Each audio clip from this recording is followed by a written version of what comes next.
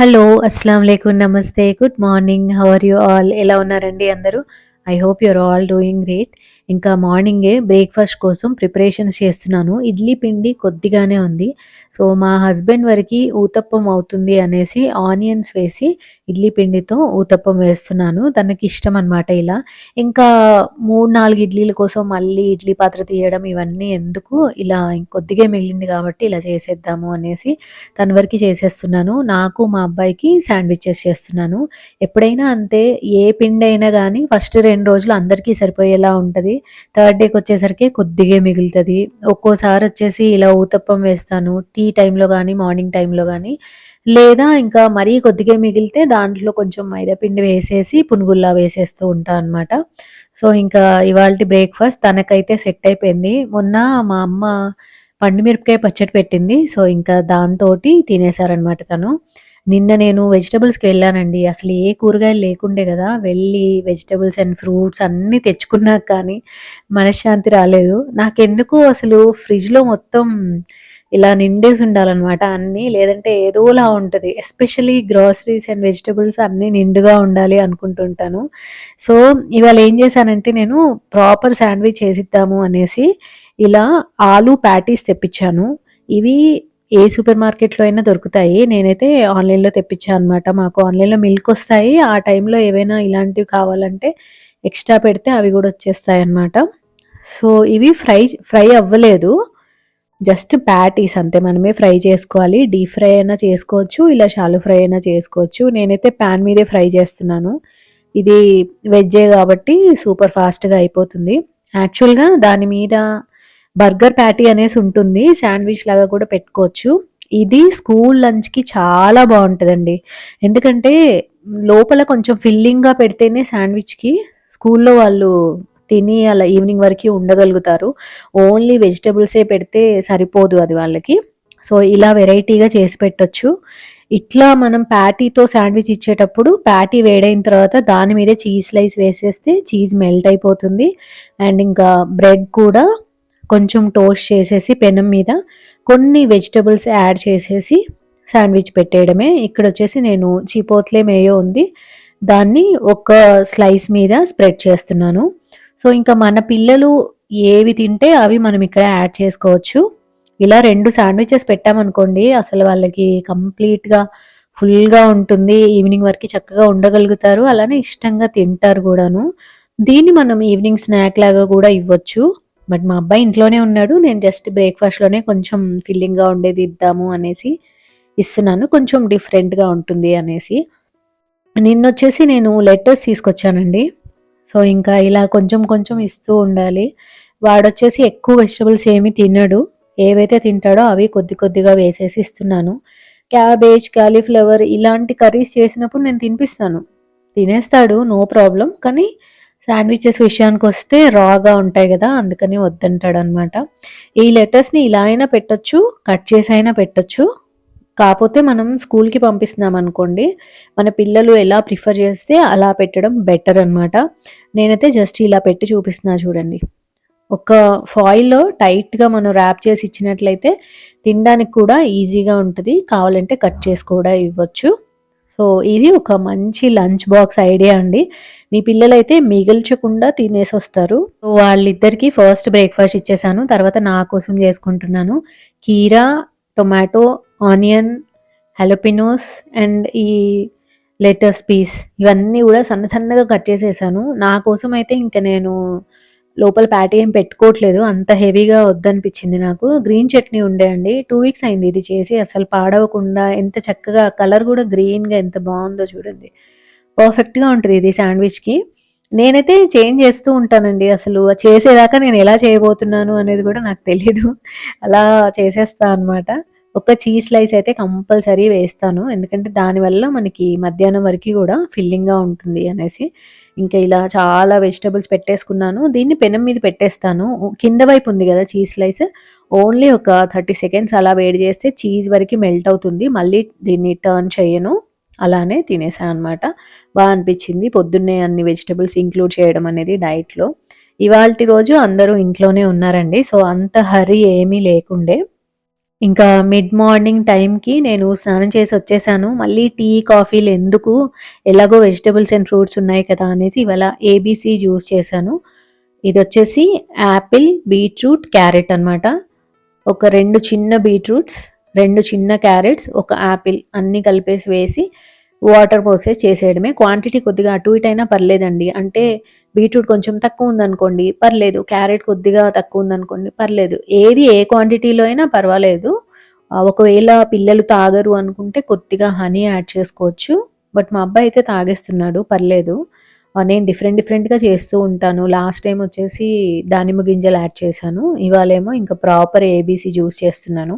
అసలు ఈ జ్యూసెస్ చేసిన తర్వాత అండి నా వెయిట్‌లో చాలా డిఫరెన్స్ వచ్చిందనమాట. ఫస్ట్‌లో నేను బిలీవ్ చేసేదాన్ని కాదు. తిన్నా ఒకటే, తాగినా ఒకటే కదా అనుకునేదాన్ని గానీ, అలా కాదు. మనం తాగడం వల్ల ఏంటంటే ఎక్కువ న్యూట్రియంట్స్ పోతాయి బాడీలోకి. అలానే మనం కర్రీ రూపంలో తినాలి అనుకున్నామనుకోండి, ఒక్కరోజు బీట్రూట్ కర్రీ తింటాము, ఇంకో రోజు క్యాబేజ్ కర్రీ తింటాము, క్యారెట్ కర్రీ తింటాము. బట్ అన్నీ కలిపి తీసుకోవడం అనేది వెరీ రేర్ కదా! సో, ఇలా కలిపి తీసుకోవడం వల్ల ఎక్కువ న్యూట్రియంట్స్ అనేవి పోతాయి. యాక్చువల్‌గా న్యూట్రిషనిస్ట్‌లు ఏమంటారంటే, ప్రతిరోజు గూడా కనీసంలో కనీసం 3 రకాల వెజిటబుల్స్, 3 రకాల ఫ్రూట్స్ తినాలి అంటారు. బట్ మనం నార్మల్‌గా అన్నం, పప్పు, కూర ఇలా చేసుకుంటే అవన్నీ ఫుల్‌ఫిల్ అవ్వవు. ఒక్కోసారి మిస్ ఔట్ అవుతూ ఉంటాయి. ఇది బెస్ట్ అనమాట. అలానే పిల్లలు కొన్ని వెజిటబుల్స్ తినరు ఎక్కువగా. మనం ఎంత పెట్టినా గానీ మహా అయితే ఒక 2, 3 ముద్దలు పెట్టగలుగుతామేమో. ఎక్కువైతే తినరు. ఇలా అయితే తాగేస్తారు. అలానే కొంచెం హైడ్ చేసి గూడా ఇవ్వచ్చు. వాళ్ళు ఏ వెజిటబుల్స్ అయితే తినరో అవి ఈ జ్యూస్‌లో యాడ్ చేసేసి హైడ్ చేసి గూడా ఇచ్చేయొచ్చు. సో, జ్యూసెస్ అయితే చాలా బాగా వర్క్ అవుతున్నాయి. అండ్ ఇంకా నేనివాళ కొద్దిగా పని పెట్టుకున్నా అనమాట లంచ్ తర్వాత. కొంచెం స్నాక్స్ చేద్దాము, పల్లి పట్టి చేద్దాము అనేసి. అందుకనే హెవీగా లంచ్ అండ్ డిన్నర్‌కి వచ్చేలాగా 2 కర్రీస్ చేద్దాము అనేసి స్టార్ట్ చేసేసాను. ముందైతే వంట చేసేసుకొని, తినేసి, తర్వాత కిచెన్ అంతా క్లీన్ చేసుకొని, ఆ తర్వాతే నేను పిండి వంటలు ఏవైనా స్టార్ట్ చేస్తాను. ఎందుకంటే ఇంకా ఎవ్వరికీ కిచెన్‌లో పని ఉండకూడదనమాట. అప్పుడే నేను ప్రశాంతంగా చేసుకుంటాను. సో, పాలకూర ఈ వంకాయలు నిన్న నైట్ వెజిటబుల్స్ తెచ్చిన తర్వాత నేను ఫ్రిడ్జ్‌లో పెట్టలేదు. ఫస్ట్ 2 డేస్ కర్రీస్ ఏవైనా గానీ ఫ్రిడ్జ్‌లో పెట్టని వాటితోనే చేస్తాను. వస్తాయి. ఇంకా తర్వాతయితే కంపల్సరీ పెట్టాల్సిందే కదా! అందుకే పాలకూర కొద్దిగా అట్లా డల్ అయింది కానీ టేస్ట్ మాత్రం చాలా వచ్చింది. వెరైటీస్ చేయాలి అనుకుంటే వంకాయని మించిన వెజిటబుల్ లేదనిపిస్తది నాకు. ఎన్ని రకాలుగా అయినా చేయొచ్చసలు. నాకే తక్కువలో తక్కువ ఒక 7, 8 వెరైటీస్ తెలుసు అంటే ఇంకా వంట బాగొచ్చినోళ్ళకైతే ఇంకా తెలిసుండొచ్చు. సో, ఇలా ఎప్పుడైనా బాగా లేత వంకాయలు దొరికాయనుకోండి నేను వెల్లుల్లి కారం వేసేసి ఫ్రై చేసేస్తాను సింపుల్‌గా. చాలా బావుంటదనమాట. ఎస్పెషల్లీ ఫ్రిడ్జ్‌లో పెట్టకూడదు. ఫ్రిడ్జ్‌లో పెట్టకుండా డైరెక్ట్‌గా ఇలా మనం సూపర్ మార్కెట్ నుంచి గానీ, లేదంటే రైతు బజార్ నుంచి గానీ తెస్తాం గదా! అక్కడ బయట పెట్టుండాలి. ఫ్రిడ్జ్‌లో ఉండగూడదు. ఇంకంతే. నెక్స్ట్ డే ఇవి వండామంటే ఎంత బావుంటాయో అసల. అంటే తొందరగా మగ్గుతాయన్నమాట. ఫ్రిడ్జ్‌లో పెట్టేస్తే గట్టిగా అయిపోతాయి. ఇంకా వాటిలోంచి నీరు రాదు.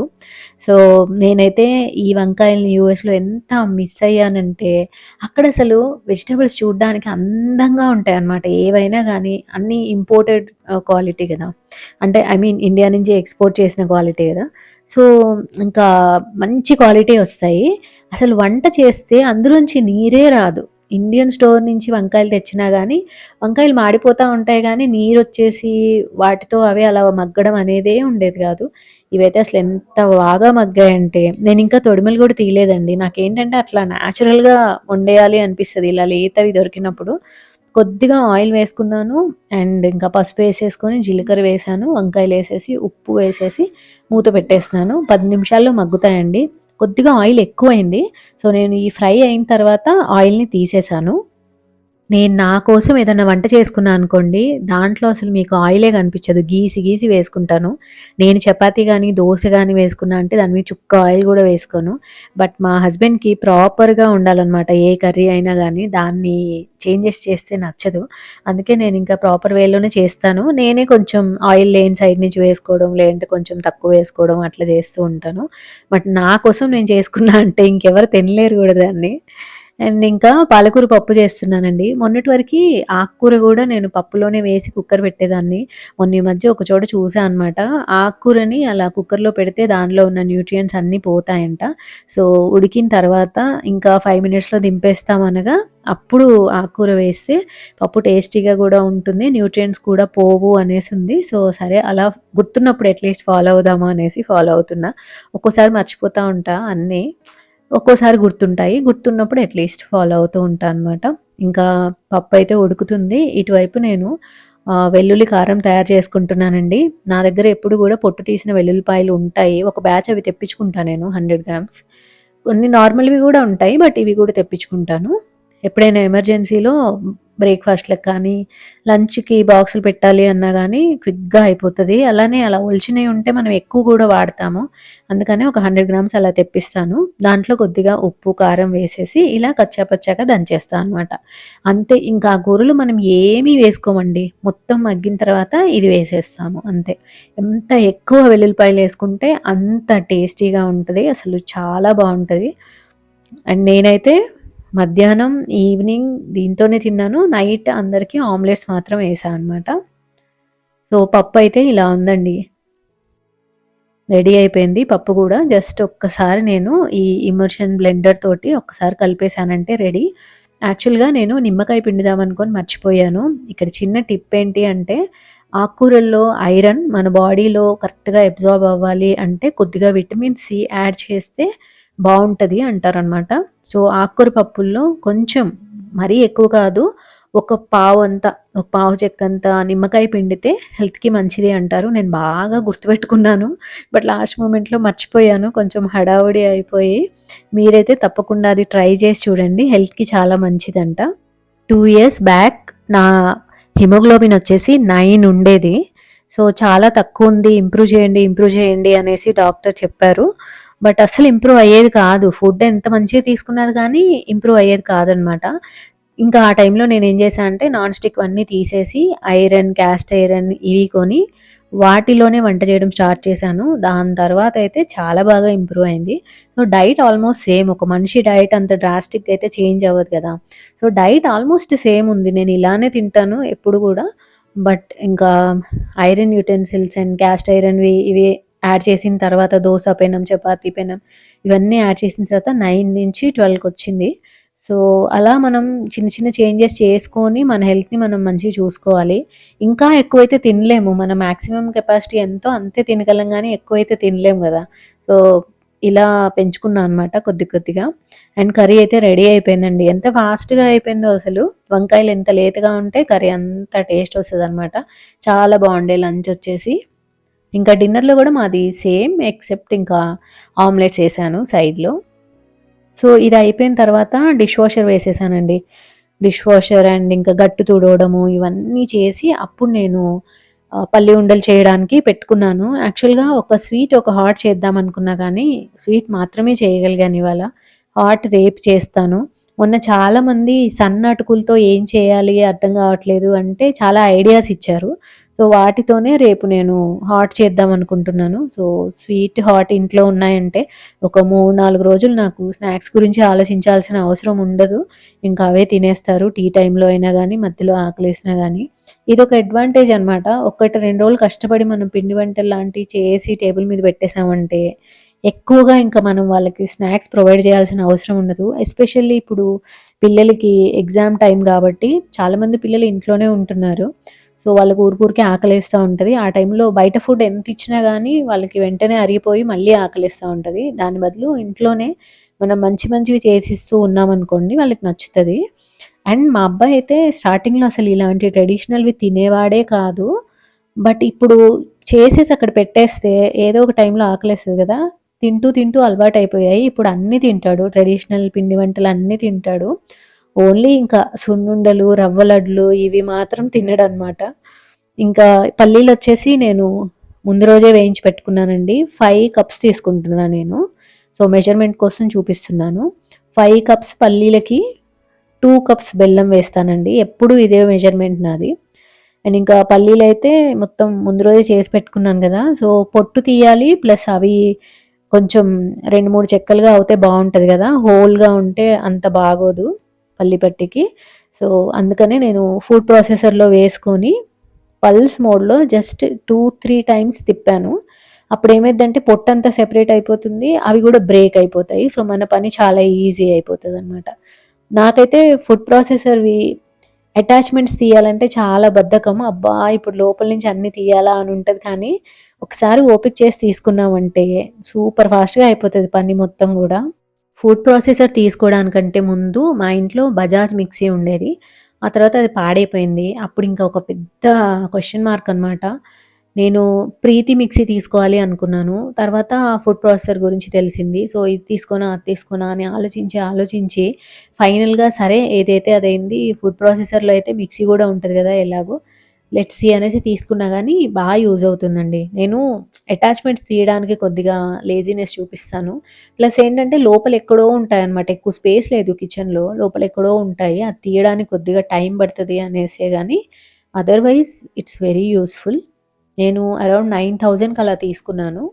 అండ్ ఇంకా ఇప్పుడు ప్రాసెస్ స్టార్ట్ చేసేద్దామండి. 2 కప్పుల బెల్లం తీసుకున్నా అనమాట. 5 కప్పుల పల్లీలు గదా! 2 కప్పుల బెల్లం తీసుకున్నాను. ఈ బెల్లం వచ్చేసి చాలా మంచి బెల్లం అండి.